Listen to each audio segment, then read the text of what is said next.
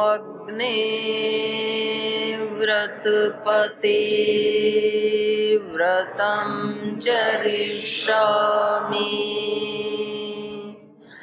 तच्छकेयं तन्मे राध्यताम् इदमहमनृतात् सत्यमुपैमि ॐ सहनाववतु सहनौ भुनक्तु सह वीर्यं करवावहै तेजस्विनावधीतमस्तु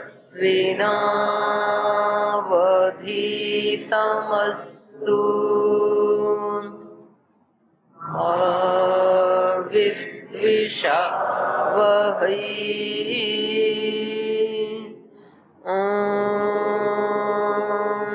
शांति शांति शांति।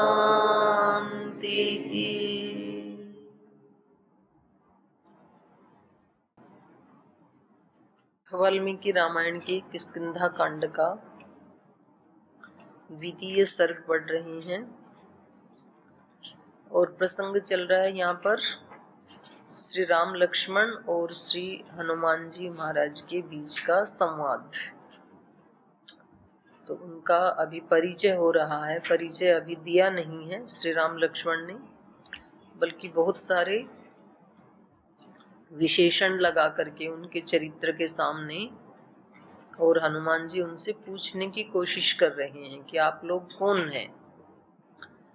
बाह्य दृष्टि से आप देवताओं के समान दिखाई दे रहे हैं। कभी उनको सूर्य चंद्र की उपमा देते हैं कि आपका यहाँ हमारे समक्ष उपस्थित होना ऐसे लग रहा है जैसे साक्षात सूर्य चंद्र धरती पे उतर आए हों।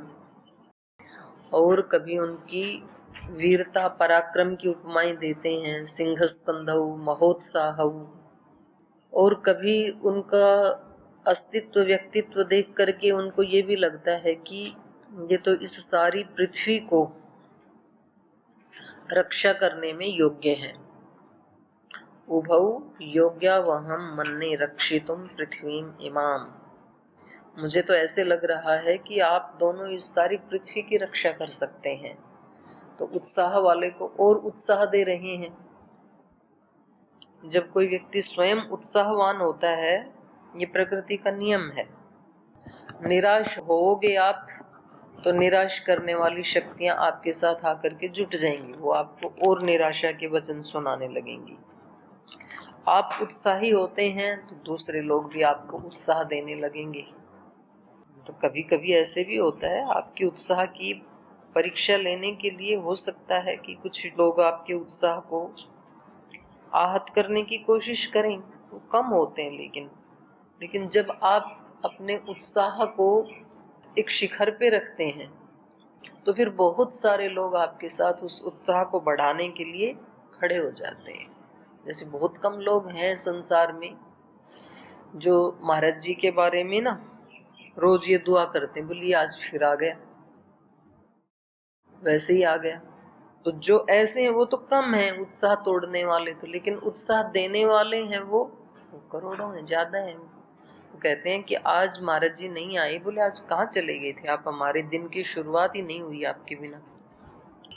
अभी देश की स्थिति इतनी विकट है कि युद्ध बस बिल्कुल निकट है। निकट क्या, शुरू तो हो ही गया। लेकिन जब देश का नेतृत्व उत्साह से युक्त है तो दूसरे लोग भी साथ खड़े हो रहे हैं, दूसरे देश भी समर्थन दे रहे हैं। और दूसरी तरफ जो पाकिस्तान जैसा देश है जिसके पास किसी प्रकार की कोई शक्ति नहीं, कोई बल नहीं है, कोई चारित्रिक बल नहीं है, कोई नैतिक बल नहीं है, आर्थिक बल नहीं है, सामाजिक बल नहीं है, राजनीतिक बल नहीं है, उनके साथ कोई भी खड़ा नहीं हो रहा है। और ऐसे में व्यक्ति बहुत भूलें भी करता है। मतलब पाकिस्तान को इस समय हीरो बनने का अवसर था, बन सकता था, अगर उसके पास थोड़ी भी समझ होती ना।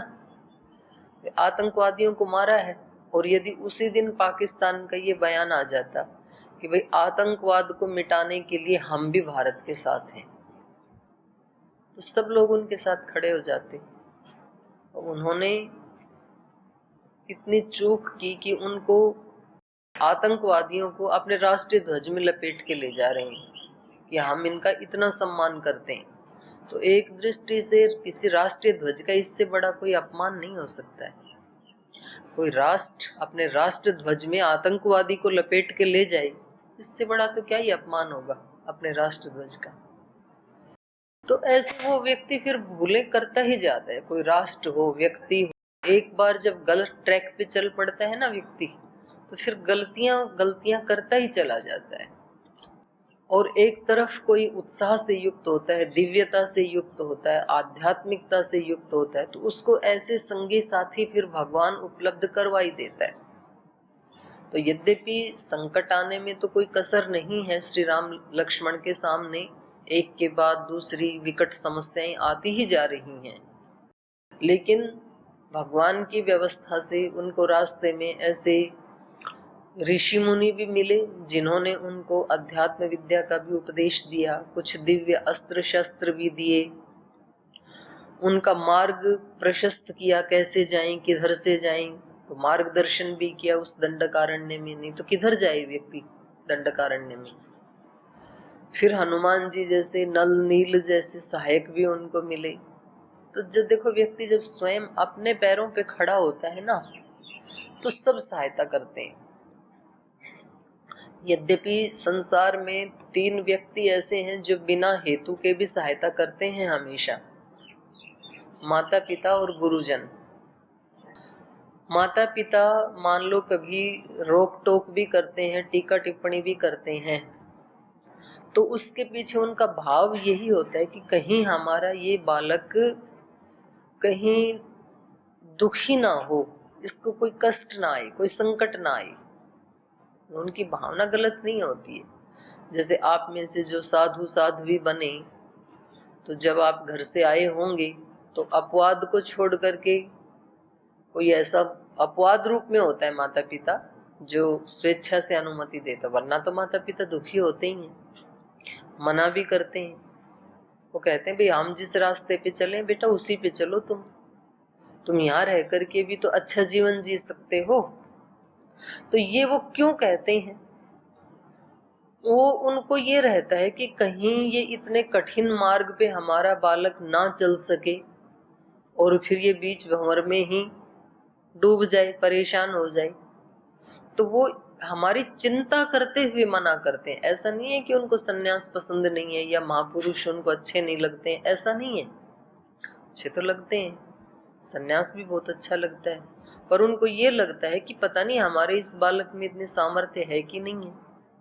और फिर जब आप पूरा जिद करके, आग्रह दुराग्रह करके कि नहीं हमें तो चलना ही है इस मार्ग पे, ऐसे जब बोलते हैं आप, तो फिर वो दुआएं करते हैं आपके लिए कि आप इस रास्ते में कभी भी आप कोई ऐसा कार्य ना करें जिससे कि आपकी हानि हो।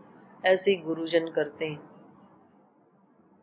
वो प्रतिदिन हमें अलग अलग दिनचर्या, अनुष्ठान, नियम, अनुशासन बना करके हमें आगे बढ़ाने की भावना रखते हैं। उनको लगता है कि भाई हमारे शिष्य हैं तो इनमें इतनी दिव्यता घटित होनी चाहिए कि संसार की बुराइयों का एक छोटा सा कण भी इनके निकट ना आए, ऐसी उनकी भावना होती है।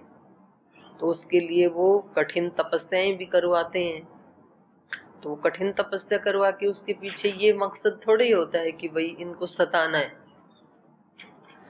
अग्नि में से गुजार करके सोने को कुंदन बनाना है, ये भावना होती है। सोने को विशुद्ध बनाने के लिए अग्नि से गुजारना पड़ता है। सोना तो है ही पहले ही, लेकिन उसमें फिर भी थोड़ा सा अशुद्धि रहती है आभूषण आदि बनाने के मकसद से। तो जब बिल्कुल विशुद्ध बनाना है सोने को, तो फिर भट्टी में डाल देते हैं उसको, तो सोने का तो कुछ बिगड़ता नहीं है और मल सारे नष्ट हो जाते हैं। तो उस विशुद्धतम सोने का नाम है कुंदन, उसको कुंदन कहते हैं। तो ऐसे ही गुरुजन अपने शिष्यों को कठोरतम तपस्या की भट्टी में डाल देते हैं। तो वो सताने के लिए नहीं होता, उनको और दिव्य बनाने के लिए होता है। जब पूज्य गुरुदेव कहते हैं भाई अभी नाश्ता बंद कर दो, अभी एक समय का भोजन कर दो, अभी 4 बजे से 3:30 उठना शुरू कर दो, नहीं तो 4 बजे तो उठ ही जाओ, अभी 1-2 घंटा ध्यान करना शुरू करो, अभी 2 घंटा प्राणायाम करना शुरू करो, आप मोबाइल से दूर रहो। तो ये सारी चीजें क्या करने के लिए हैं? हमारे को और ज्यादा दिव्य बनाने के लिए हैं, ये तप करवाने के लिए हैं। उसके पीछे मकसद क्या होता है? प्रीति का बढ़ना, अत्यंत प्रीति। जैसे जैसे प्रीति बढ़ती है किसी के प्रति किसी की, तो वो उस व्यक्ति को बिल्कुल प्योर देखना चाहता है। तो ये गुरु की जैसे जैसे तप बढ़वाता है अगर गुरु शिष्यों का, तो समझ लीजिए कि गुरु की प्रीति बढ़ रही है।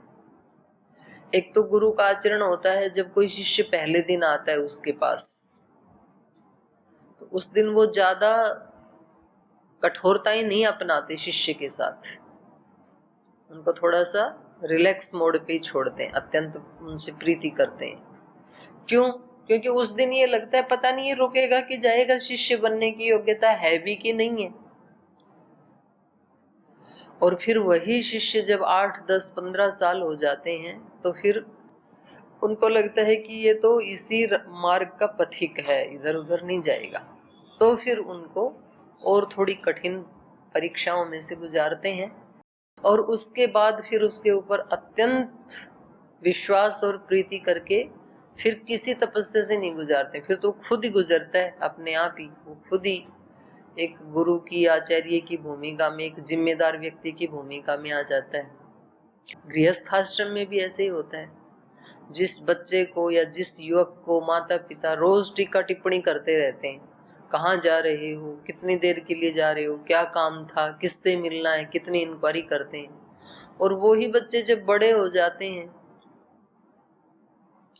उनकी पढ़ाई लिखाई पूरी हो जाती है, उनकी विवाह शादी हो जाता है, उनके बच्चे हो जाते हैं, तब माता पिता पूछते हैं क्या, कहाँ जा रहे हो, क्यों जा रहे हो? उनको पूर्ण विश्वास हो जाता है कि अब ये परिपक्व हो चुका है, तो फिर वहां टीका टिप्पणी बंद। फिर वो अपने बच्चों की करने लग जाते हैं। तो ऐसे ये संसार आगे बढ़ रहा है, ये संसार के सत्य हैं। तो यहाँ पर ये सब बातें मेरे को इसलिए आई कि क्योंकि श्री राम और लक्ष्मण अत्यंत उत्साह से युक्त हैं, उत्साही हैं वो, तो उनके उत्साह को हनुमान जी आकर के और ज्यादा बढ़ा रहे हैं। उनको बता रहे हैं कि भाई आप, मुझे नहीं पता किस चीज का अन्वेषण कर रहे हो, पर मुझे तो आप लोगों को देख करके ये लग रहा है कि आप तो घर परिवार और राज्य तो क्या, आप तो सारी पृथ्वी को संभालने में योग्य हैं, इतना सामर्थ्य है आपके पास। तो फिर व्यक्ति को एक एनर्जी मिलती है ना, अपना कोई आत्मीय व्यक्ति उसको आगे बढ़ाए तो उससे भी बल मिलता है। और उनको लगता है कि भाई ये कोई ठीक ठीक पहचानने वाला व्यक्ति। कई बार लोग चापलूसी में भी गुणों का बखान करते हैं और उनके अंदर वो बात नहीं होती, अंदर से उनको लगता है कि नहीं इसमें कुछ नहीं है, और बाहर बाहर से बड़ाई करते हैं। तो वो तो फिर धूर्तता होती है, वो नेगेटिव गुण है, उससे दूसरे का नुकसान कम और अपना नुकसान ज्यादा होता है, क्योंकि हम आत्म प्रवंचना कर रहे हैं। जो हम आत्मा से मानते नहीं है वो हम बोल रहे हैं, और किसी नश्वर छोटे से सुख के लिए हम ऐसा करते हैं, या भय के कारण करते हैं कि भाई ये व्यक्ति हमें कोई हानि ना पहुंचाए, बलवान है, तो इसलिए कर लेते हैं। वो तो उचित नहीं है। लेकिन हृदय से किसी की अच्छाई को देखना, महसूस करना और बोलना, तो ये हिम्मत वाले लोगों की बात होती है। नहीं तो लोग दूसरों की बुराई देखने में माहिर होते हैं, अच्छाई देखने में उनको अच्छा नहीं लगता है। वो ठीक है, बहुत देखे, क्या पता ऐसे हैं कि नहीं है, हमारे पास भी है ऐसा। फिर वो अपने आप को कोरिलेट करते हैं उसके साथ। तो वास्तव में किसी की अच्छाई देखना, दिल से किसी के गुण को देखना और उसको बोलने की हिम्मत रखना, तो ये किसी गुणवान व्यक्ति का ही कार्य होता है। नहीं तो व्यक्ति को लगता है कि भाई इसकी बड़ाई करेंगे तो हम छोटे हो जाएंगे, फिर ये बड़ा हो जाएगा।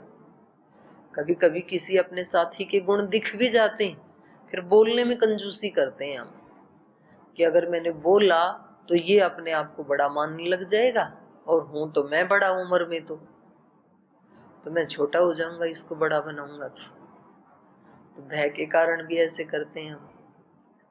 लेकिन हनुमान जी को ऐसी कोई चिंता नहीं है, तो वो पूरा हृदय से इनको पहचान भी रहे हैं, इनकी दिव्यता को अनुभव भी कर रहे हैं, महसूस भी कर रहे हैं और बखान भी कर रहे हैं। तो अति सुंदर ये प्रसंग चल रहा है, क्योंकि किसी बड़े युद्ध को जीतने के लिए, किसी बड़े असुरत्व का विनाश करने के लिए दैवी शक्तियों को एकत्रित होने की नितांत आवश्यकता होती है।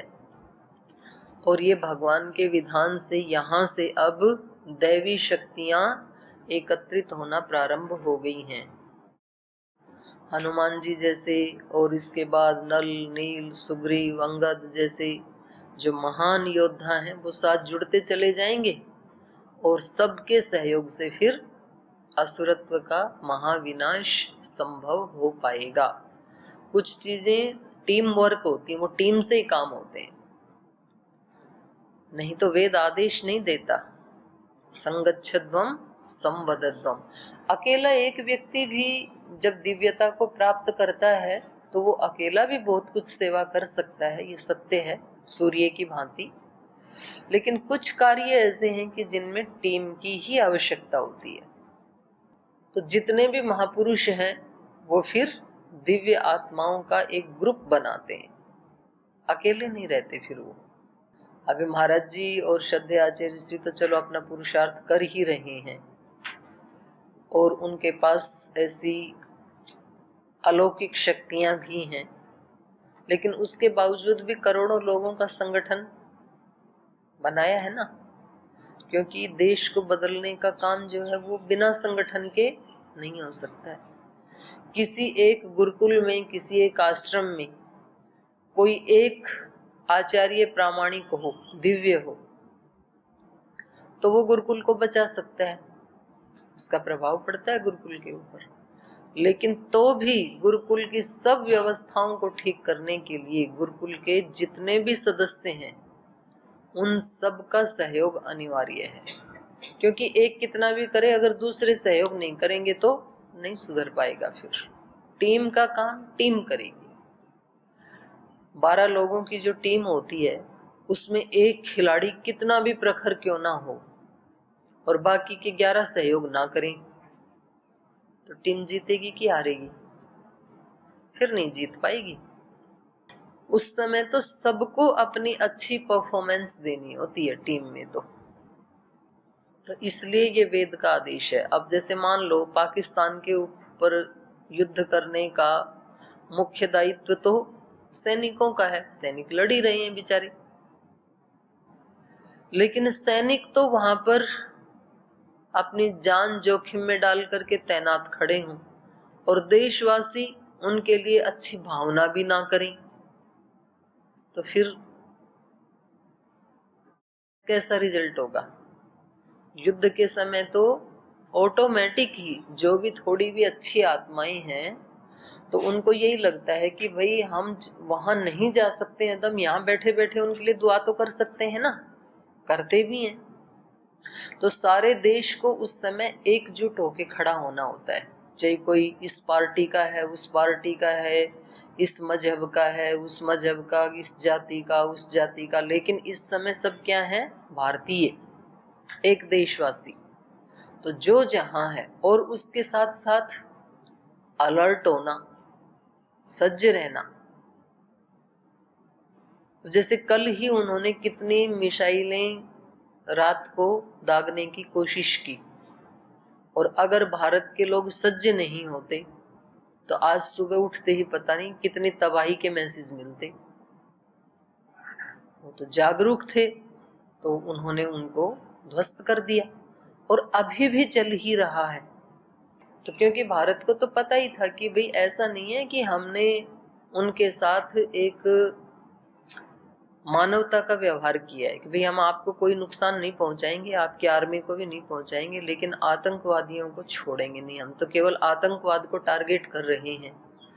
और ऐसा करने के बाद वो चुप रह जाएंगे, ऐसी आशा थी नहीं, क्योंकि दुष्ट व्यक्ति कभी भी अच्छे काम में सहयोग कर सकता ही नहीं है। तो पता ही था कि वो दुष्टता तो जरूर करेंगे, तो हम सज्ज हैं, उसका मुंह तोड़ जवाब भी दिया जाएगा। तो ये बात बाह्य युद्ध की भी है और आंतरिक युद्ध की भी है। इसलिए हमारे ऋषियों ने हमें यही सिखाया, उत्तिष्ठत जागृत, सजग रहो। ये युद्ध तो अभी शुरू हुआ है, बाह्य युद्ध तो कभी कभी होते हैं, सैकड़ों वर्षों के बाद होते हैं, 50, 60, 70 साल के बाद होते हैं। लेकिन आंतरिक युद्ध तो हर क्षण हम युद्ध के मैदान में ही खड़े हैं। कुछ लोग कहते हैं ना, बोल भाई गीता का उपदेश उन्होंने युद्ध के मैदान में क्यों दिया? उपदेश तो ऐसे कोई रिकॉर्डिंग रूम में बैठ के शांति के समय दिया जाता है, उपदेश तो युद्ध के मैदान में इतना लंबा चौड़ा उपदेश काम ही युद्ध में आता है। जब युद्ध नहीं होता है तो उपदेश की आवश्यकता भी नहीं है, तब तो सब ठीक ठाक है ही। लेकिन क्योंकि साधक के हृदय में, मन में, विचारों में आंतरिक युद्ध सतत चल रहा होता है, नेगेटिविटी पॉजिटिविटी का। आज एक व्यक्ति सुबह सुबह अपनी प्रतिक्रिया दे रहे थे, उनका शब्द बहुत अच्छा लगा मेरे को। कोई राजस्थान के व्यक्ति थे, बोली जी मैं ना, मेरे अंदर जो दोष है वो पाकिस्तान से भी बुरा दोष प्रमाद था मेरे अंदर। पाकिस्तान से भी बड़ा दोष क्या है? प्रमाद। ऐसे शब्द बोला, मेरे को बहुत अच्छा लगा। ये बड़ा खतरनाक है प्रमाद। और प्रमाद दो प्रकार का, सक्रिय और निष्क्रिय। जो चीजें नहीं देखनी चाहिए उनको देखना, जो कार्य नहीं करने चाहिए उनको करना, जो बातें नहीं बोलनी चाहिए उनको बोलना, जो नहीं सुनना चाहिए उसको सुनना। ये कौन सा प्रमाद है? सक्रिय प्रमाद है। और जो करना चाहिए उसको न करना, ये निष्क्रिय प्रमाद है। करना चाहिए उसको नहीं करते हैं। तो ये प्रमाद तो पाकिस्तान से भी ज्यादा खतरनाक है। तो उस युद्ध के लिए सदा सज्ज रहना। तो इसलिए भगवान कृष्ण ने उपदेश दिया गीता में कि भाई आंतरिक रूप से आप हमेशा अलर्ट रहो।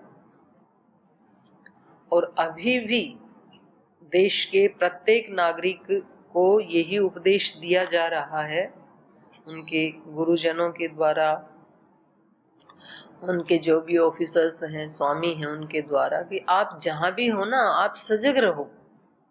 ऐसा नहीं है कि युद्ध केवल सीमा पे ही चल रहा है, किधर से भी दुष्ट व्यक्ति आकर के किधर से भी अटैक कर सकता है, किसी भी रूप में कर सकता है। हो सकता है वो आपके ही घर के किसी व्यक्ति को अपने साथ मिला ले। गद्दारों की कमी भी नहीं होती है ना देश में, पहले भी नहीं हुई, आज भी नहीं है, हमें पता नहीं चलता है। पूज्य गुरुदेव कई दिन से एक बात बोल रहे हैं कि भाई हमारी करेंसी में और विदेशी करेंसी में इतना अंतर क्यों? हम कमाएं, मेहनत करें, 90 रुपए कमाएं और वो हमें उसके बदले में $1 पकड़ा दें। हम 100 रुपए कमाएं, वो 1 रुपए दे दें हमें। क्यों हमारे साथ ऐसा?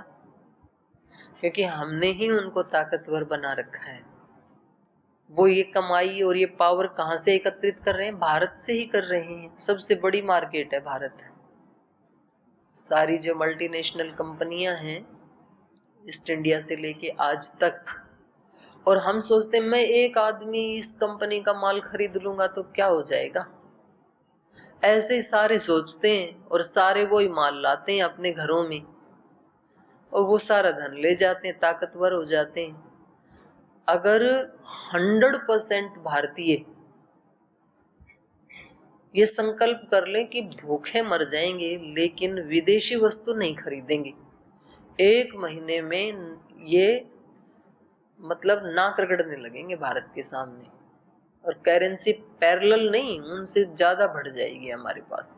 इतना लूट पिट के भारत के पास तो इतनी सामर्थ्य। आज भी आप भारत के मंदिर देखो, पद्मनाभम जैसे, तिरुपति जैसे, कितना ऐश्वर्य है आज भी, जबकि दुनिया के सब लोगों ने लूट लिया। 1000 साल से लूट रहे हैं। आप देखो